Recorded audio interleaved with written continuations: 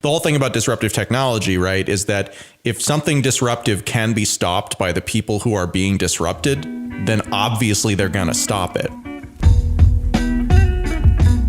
Hey folks, I'm Adam B. Levine, and this is Speaking of Bitcoin. On today's show, we're going to talk about power in the post-Bitcoin era, how and why it's different from what came before. To do that, I'm joined as always by the other host of the show, Stephanie Murphy. Hi. Jonathan Mohan. Hey, hey. And Andreas M. Antonopoulos. Bye-bye. This isn't a new topic. In fact, it feels like we've been talking about these issues for most of the year and a little bit less on the nose for quite a bit longer than that. But there's a new catalyst that got me thinking about it yet again. And spoiler alert, it's Facebook. Or more specifically, the letter sent to Facebook CEO Mark Zuckerberg from a number of US senators immediately following, like literally within hours, the announcement that the digital wallet subsidiary of Facebook, Novi, would be launching a pilot program in Guatemala and the US. Quoting from Wait, isn't it going to be metaverse soon? Yeah, it's going to be metaverse soon. Well, so it'll be Are they metaverse yet? The metaverse it's probably associated going to be ethical Novi. metaverse. Yeah. Ethical black hole. Yeah. So quoting from the CoinDesk article, quote, in a Tuesday missive, U.S. Senators Brian Schatz, a Democrat from Hawaii, Sherrod Brown, and a number of others ordered Facebook CEO Mark Zuckerberg to, quote, immediately discontinue the company's pilot of Novi and end its work on the Diem stablecoin project. The lawmakers said Facebook cannot be trusted to protect user data or manage a payments network in an open letter Tuesday, just hours after Facebook announced it was launching the pilot program. Under the pilot project, Facebook will let users purchase Paxos dollars and custody the funds with Coinbase. Quote, we urge you to immediately discontinue your Novi pilot and commit you will not bring Diem to market, the lawmakers wrote. Okay, so that's the end of the article as far as what we're going to quote from. These senators are effectively concerned with all the missteps that we've seen Facebook make, from data leaks to even locking their users and employees out of their own system for an unprecedented day. They simply can't be trusted to manage a digital currency system. And I think that I actually agree with that. The idea that a company like Facebook would maintain the integrity of a currency system is actually a pretty terrifying prospect, but it got me thinking. If Facebook, an absolute behemoth of a tech company with more than twice the number of users, that, I mean, for whether we like them or not, they got them through open kind of fair market means, at least kind of the majority of it before the monopoly thing started to really amplify them. You know, with more than twice the number of users of China than kind of the largest country in the world, if they can't pull this off, then really who can? And I think that, again, this ties us back to this core Bitcoin monetary policy, but that's kind of the framing for today's conversation is like before, this was a question of kind of the cleanest dirty shirt, right? We're looking for the least worst option because somebody has to have the power. But in this world, kind of the implicit thing that's being stated by these senators isn't that nobody should have this power. It's that we should have this power, right? It's that you are impeding on our power. And so when we are going after you, we are actually throwing shade at a potential competitor. But with Bitcoin, we kind of have moved away from that. So anyways, I'll stop talking now.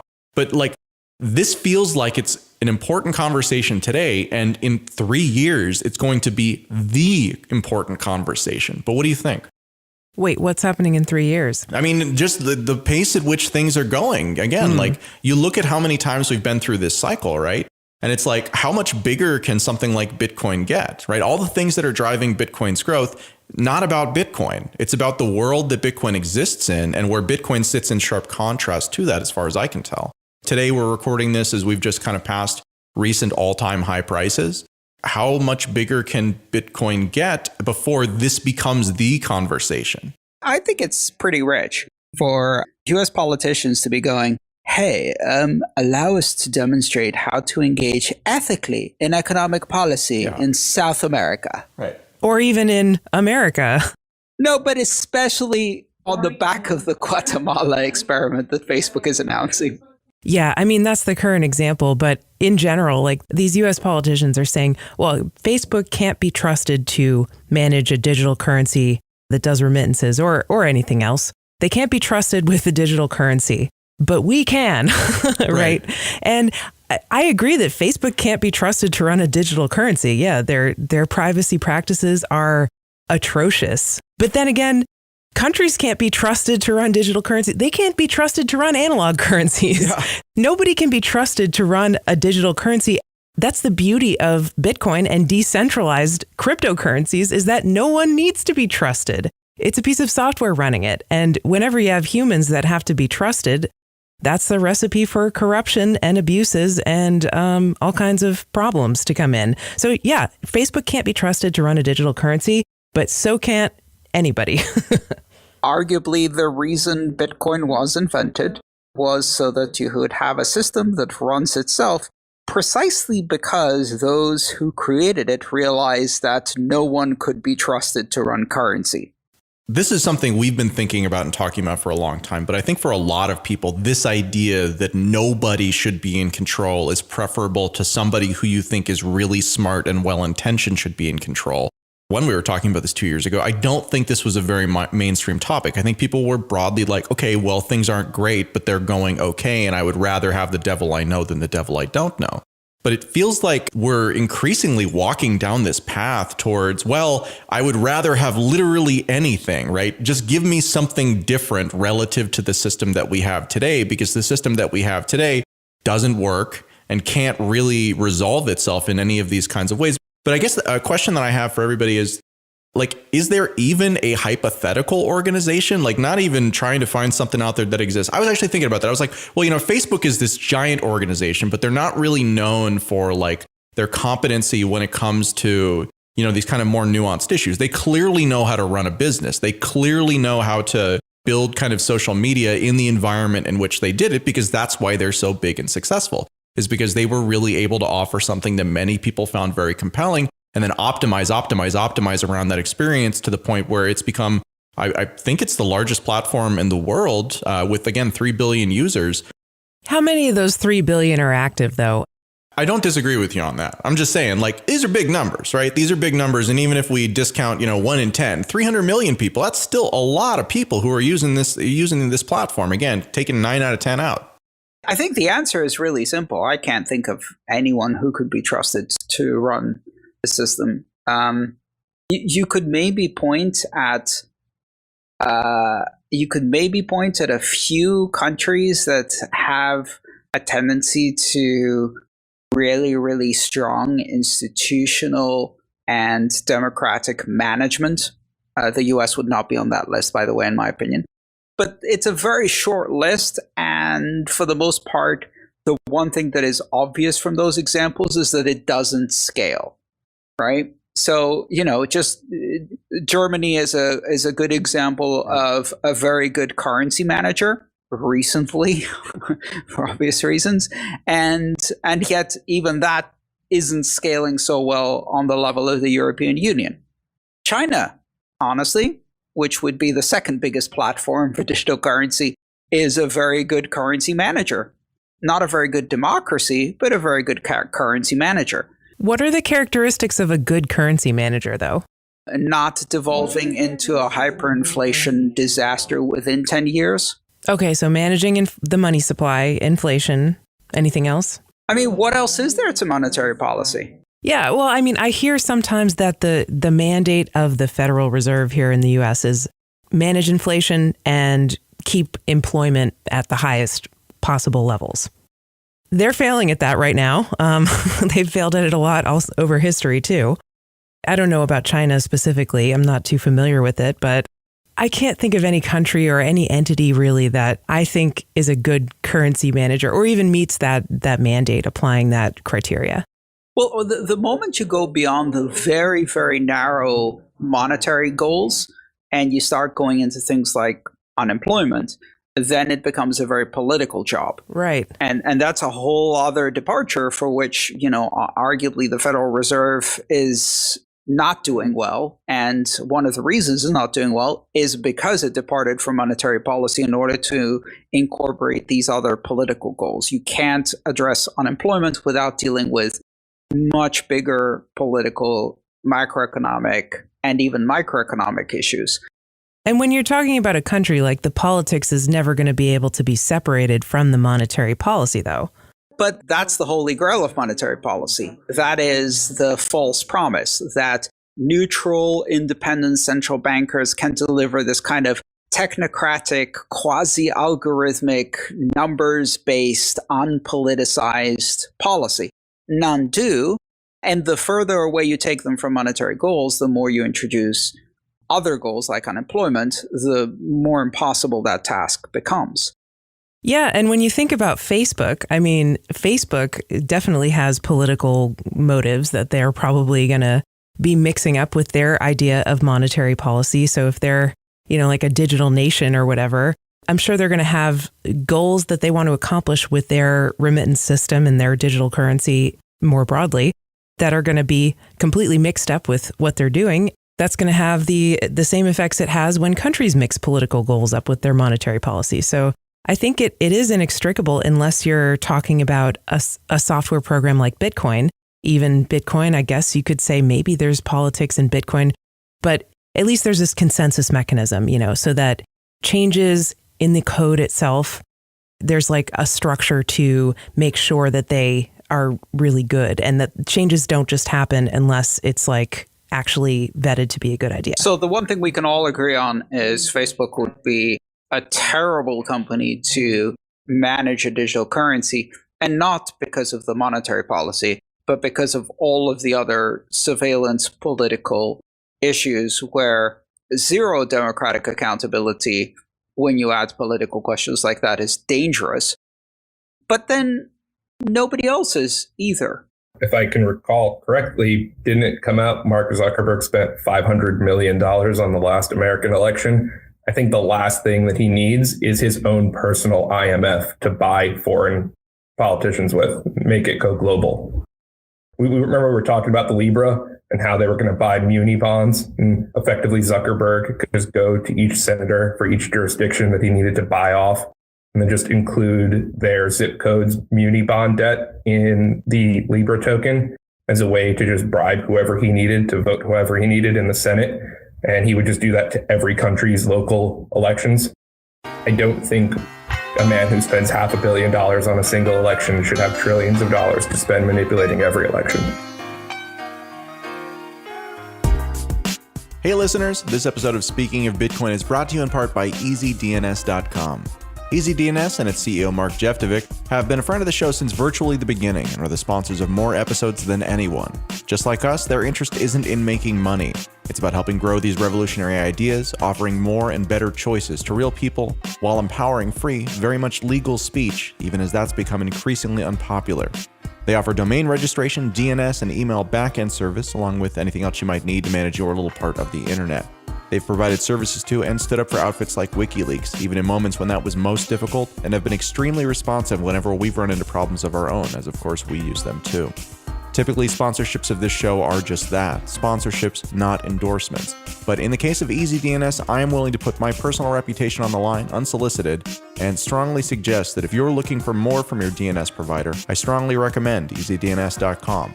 So check them out, and you can use the coupon code SpeakingOfBTC, that's all one word, SpeakingOfBTC, to get 50% off your initial purchase. That's EasyDNS.com, and thank you very much for listening. What actually happened to Libra? Why did they rebrand it? How did it become Novi? Is that the word? So Novi is the wallet subsidiary. Libra became Diem a while back. So that's the stablecoin? The Diem is the name of the stablecoin. Well, so Diem is the name of the proposed stablecoin. It's actually still in a kind of regulatory hell right now because, again, they tried to do it, quote, the right way, which is to say they tried to ask for permission with the U.S. to compete against the U.S. and also every other country out there, right? But the U.S. is particularly where they're domiciled, and so they have to care a little bit more versus everywhere else. The whole thing about disruptive technology, right, is that if something disruptive can be stopped by the people who are being disrupted, then obviously they're going to stop it. Preferably before it even starts, which is exactly what happened here. Exactly, right. I mean, the last thing that you want when you're running a dysfunctional system is someone competing with you, because even if they have just a slightly better version of bad, yeah. Exactly, right? Like if their system is also dysfunctional, but it's less dysfunctional than yours, then you have to justify why your dysfunctional way to do things is better than their less dysfunctional way to do things. The thing that we see over and over again is the intellectual fragility of kind of all of this stuff, is that it really only can stand the way that like the financial systems work and stuff like that really only can stand when it lacks a point of comparison. Because to the extent that you have a point of comparison, well, the way we do things isn't actually very good. It's just kind of the best that people were able to come up with, before, I don't know, 1980s. And we just kind of have carried this same model forward and forward and forward and forward. And it was kind of the cleanest dirty shirt for a long time, but it's not any longer. There's actually a clean shirt now, right? And that's crypto. Well, that's the idea. Or no shirt, right? Or just like better no shirt than having to pick between all of these bad options, right? Wait, what's no shirt? Is that like no money, or I'm a little lost on the analogy. No shoes, no service. Yeah, I don't know. I've taken the analogy way too far there. Let's just move on past that. But I mean, I think that this conversation. Put your shirt on. I think this conversation does come down to monetary policy, though. Whether you're talking about Facebook or you're talking about the Federal Reserve or you're talking about really any central bank that's out there issuing currency, or even you're talking about airline miles, right? Stuff that isn't traditionally currency, but plays a somewhat currency role within limited situations. The question is, what is the best way to think about monetary policy? And I think that you can get lots and lots of people to say, I think that this monetary policy is best, or I think that, this other way is best, right? But ultimately what you're doing with that is you are changing the nature of the playing field. You are creating the playing field on which people then have to understand the rules of the game, figure out how to maximize their own participation. And so on the one hand, monetary policy can be very good when you're trying to have very specific outcomes, but it is not free to get those outcomes. It comes at the cost of predictability of the monetary policy, first off, for the most part, because if the monetary policy is subject to change, then you could make the right decision today. But then next week, the monetary policy changes and turns out that decision you made was terrible. So, I mean, think about this in the context of somebody who, got a mortgage or something like that during, the kind of peak of the bubble. And then, the bubble gets popped, right? And then comes back down and suddenly you're underwater. Well, at the time, it seemed like that was a really great move because prices were going up everywhere. And again, this isn't really monetary policy. Monetary policy influences this. When you're taking these systems of rules that we all then have to find our way to navigate through, and you are making it so that you are trying to generate one particular outcome, it comes at the cost of people who you are not trying to help right then, and who still have to deal with the kind of uncertainty that you've introduced to the system. I think the problem that I have with all of this stuff at this point in my life is that I just think that monetary policy, while well-intentioned, only generates mixed results. And those mixed results always fall more on the side of unintended consequences and bad things that happen versus here's the reason why we're doing it. Here's what we're trying to generate as an outcome. I disagree that it's well-intentioned even, or that it's unintended consequences. I really do think it's unintended consequences. I think it's easy to look at outcomes and be like, oh, this is the result of bad intentions. But I really do think that, again, it might not be good intentions for everybody. Well, good intentions for who? Right. Exactly. That's the point. Exactly. Yeah. Just the idea that if there's a group over here that needs help, then there's a group over here that you feel like is doing fine. Should you change the system in order to benefit the people who need help? And the answer to that question, if you want to, again, from a feel-good standpoint, is yes. We should have systems that are designed to uplift people and to help people who are in bad situations. But the unintended consequences that come from that, first off, provide cover, right, for the types of bad actors that you're talking about, Stephanie, I think. And then simultaneously, just winds up disenfranchising a different group of people, right? We're not talking about adding prosperity to a system. We're talking about squeezing a balloon where wherever you squeeze, it's forcing kind of the rest of the system to accommodate that. And that accommodation introduces so much uncertainty and to a lesser extent chaos as people try to realign around what is the new kind of equilibrium that it creates winners and losers naturally. And the losers are people who didn't do anything wrong in the system. They just weren't the preferred kind of parties. And so again, it takes me back to this, is monetary policy just in general, right? Just the idea of a flexible monetary policy that is designed to address some other purpose rather than simply being like a monetary value conveyance mechanism. Is there any scenario where the kind of costs don't outweigh the benefits? You look at it when the system is starting and it's like, okay, well, here's what they said. Here's the kind of plausible outcome that they hope to achieve. You look at what they wound up achieving, and almost always it's much, much, much worse. And that's even not recognizing most of the unintended consequences that you can't even see. Whenever there's people determining the monetary policy subjectively and on a basis that can, change depending on the conditions, those people always have a certain amount of power that the people who are kind of forced or trapped into using the money don't have. And so, I mean, even Bitcoin has a monetary policy. It's just that it was clearly laid out at the beginning and it hasn't changed. It's this amount of inflation over time. And these are the rules of the system. And the rules aren't subject to a committee, changing them based on political reasons. So Bitcoin has a monetary policy. It's just that it's different because there's not people in charge of it with power who can change it on a whim, basically, or who can change it when they vote on it or something. So I think the counter argument to that is that to the extent that we're considering that monetary policy, we should talk about where so Bitcoin has completely stable monetary policy that does not change and will not change except in the event that the majority of the network wants it to change and proactively takes steps to adopt that change, which is very different from our current system. Yeah. And then practically as time goes on, that gets more and more impossible because like we've talked about in the past, it's ossification. So it's very stable as far as monetary policy is concerned. But what's not stable about it is its value, right? Because again, one of the arguments in favor of something like monetary policy is you want to be flexible so that as the situation that the currency is intended to serve changes, the system is able to adapt to see that change. Now, Bitcoin does not adapt as far as monetary policy is concerned. So instead, what we see, I believe, is this kind of incredible price volatility, right? Because the system isn't adjusting to how many people want it, to how much people value it. It's just doing what it does. And then people are pushing the price up, pushing the price down. And so you get a lack of certainty around the value of the thing in exchange for the certainty around the monetary policy.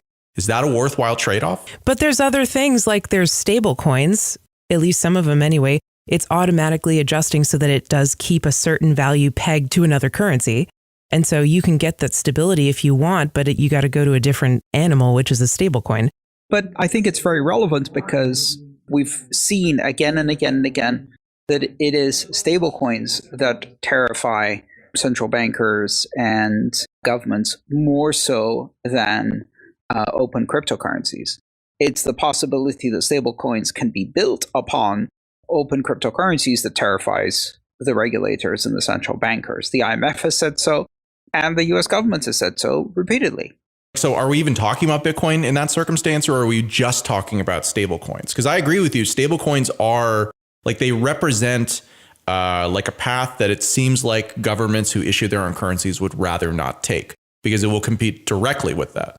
I think it speaks to the trade-off you talked about, which is if you have something with a fixed monetary policy, where the monetary policy is predictable, but the price is extremely volatile, that thing is only appealing in crisis economics, or at least that's what central bankers think, and therefore it's not a big threat.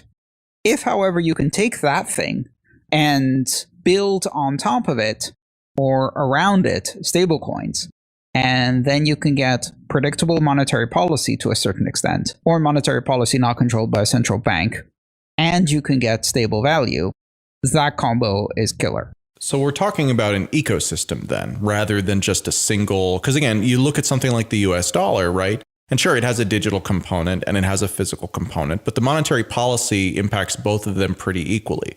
Whereas what you're describing is very different from that. You've got Bitcoin over here with its fixed monetary policy and its volatile price. And then you've got stablecoins over here with, I would argue, a lot of counterparty risk, regardless of the counterparty risk comes in different flavors, right? Algorithmic stablecoins have kind of a different potential stability risk insofar as the collateral can lose lots of value.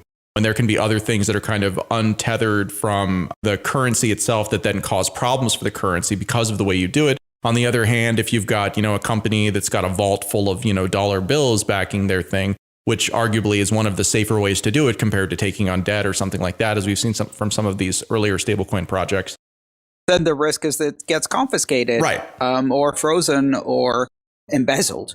Yeah, I mean, if we keep this focus, this isn't the government worried about Bitcoin or about a company building something based on even loosely Bitcoin's technology. Not at all.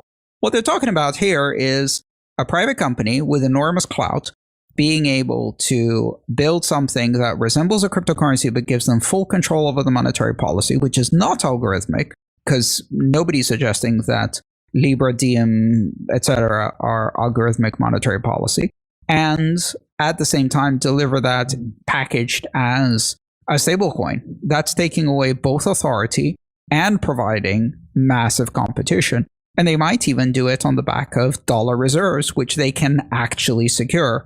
And that's a terrifying combo. They're worried for different reasons than we're worried. We're worried because that's a surveillance privacy nightmare, and it's neo-feudalism for a company to have that much power. The regulators and Congress people are not worried about that. They're worried about competition, I think, primarily. I don't know.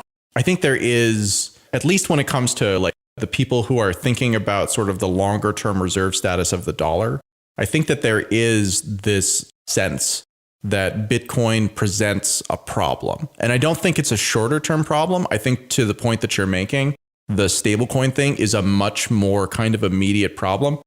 The concern that I would have if I was in that situation is effectively the subversion of the traditional nation state with this kind of network state concept, right? Where like you're still a citizen of a country, but your money is actually being managed by a company like Facebook, right? That is not really a national company. It's a supranational company that has entities and kind of tentacles all around the world, and that is connecting, again, like just from a bypassing sanction standpoint. We talked about this kind of when Libra was first announced.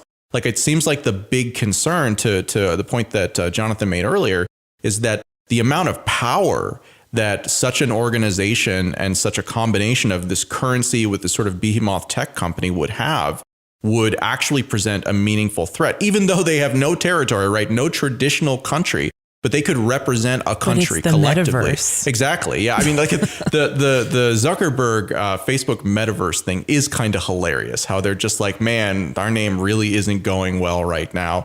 What if we just jump on this trendy term right now? Like I wouldn't have been surprised if they would have called it like blockchain or something like that too, right? But they're just putting it out there. Like they just want to take over a space, a virtual space, I guess, and create like a parallel existence, I guess, with their products.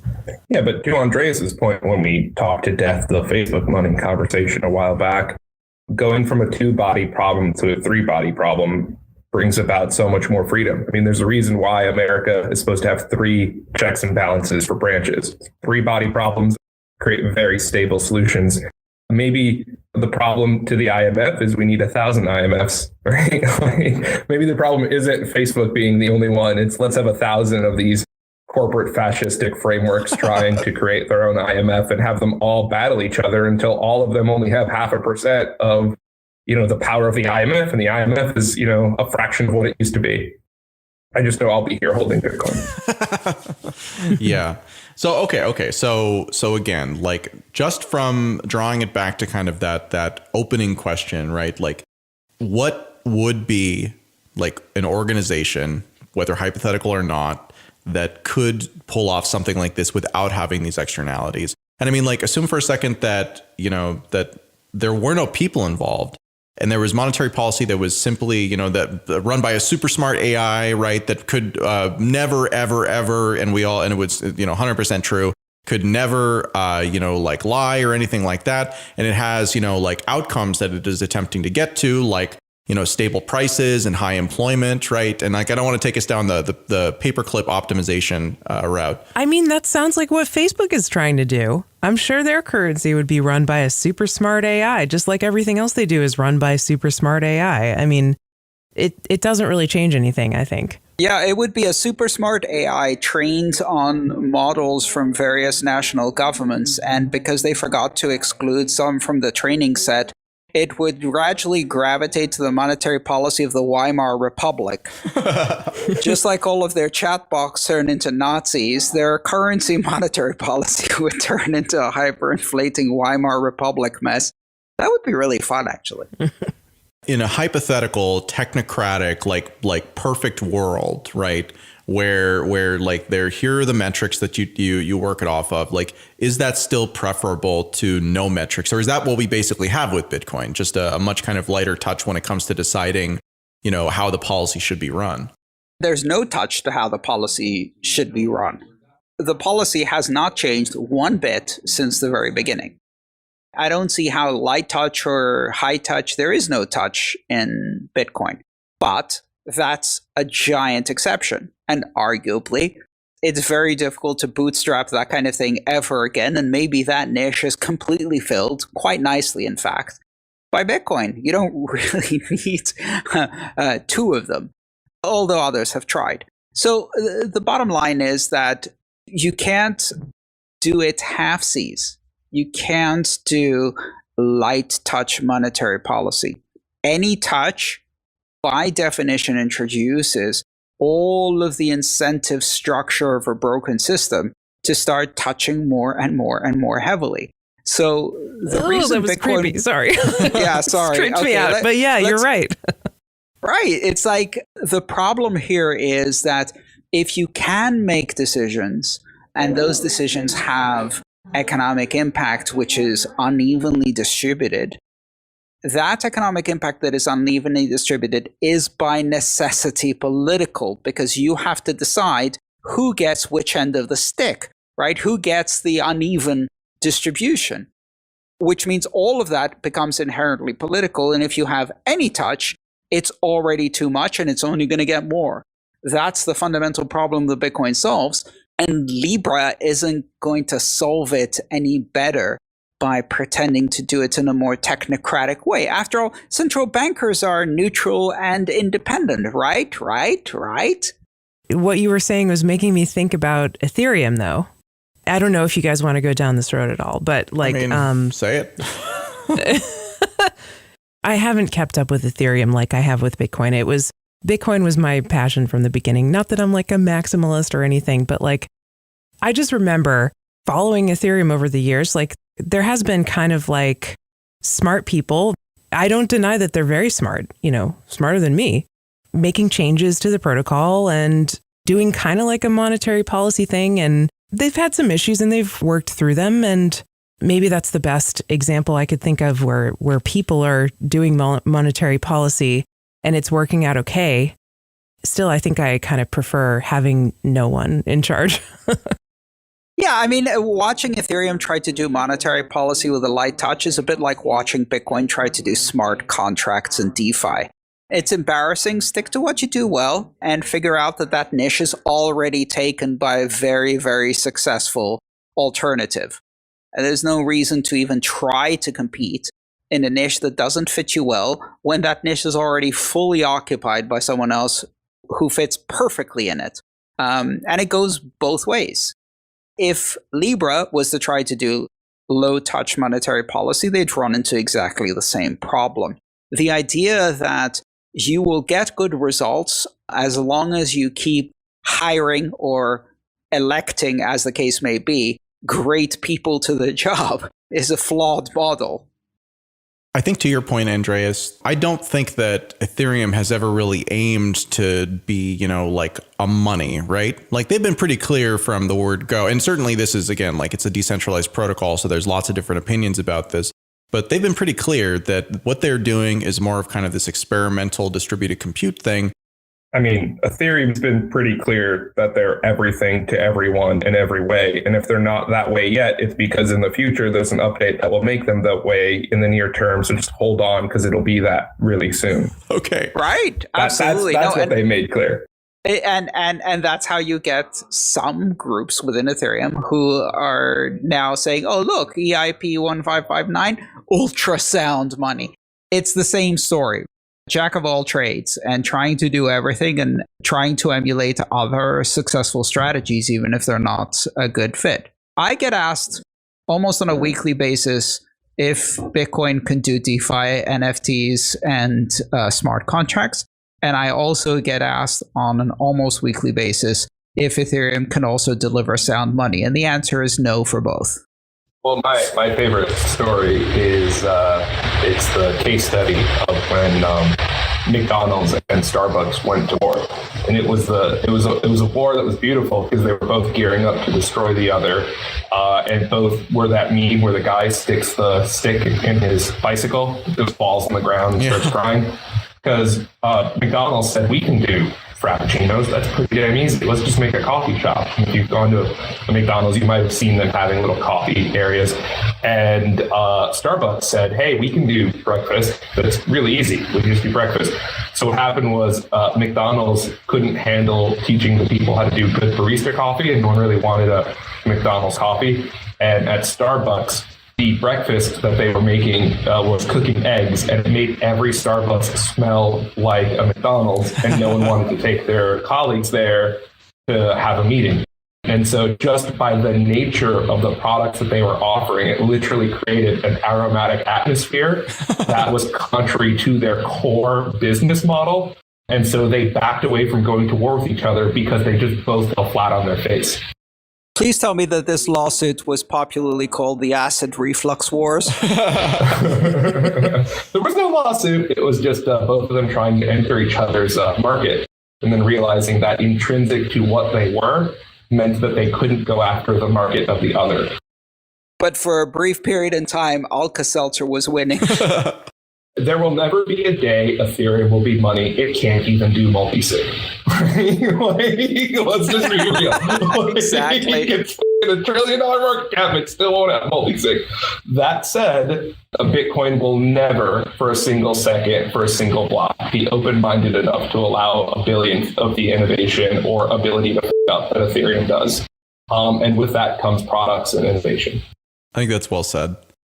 I don't know why we went on this tangent, but it's a good demonstration, I think, that like many other things, algorithmic monetary policy is a design feature, and it involves trade-offs. And those trade-offs are not easy to make. They cut you off from a lot of things that you might want to do. There's a very good reason why Libra won't ever be able to do algorithmic monetary policy of the type that Bitcoin does. But they're not competing for that. I think what they're competing for is to sell basically political patronage algorithmically and compete with the US government and other governments on selling political patronage algorithmically. That they can do. So what is the world that we not necessarily want to have emerge, but what do we think emerges from kind of all of this turmoil that's going on right now? I know this is a big question. We'll definitely have to do a whole show about it.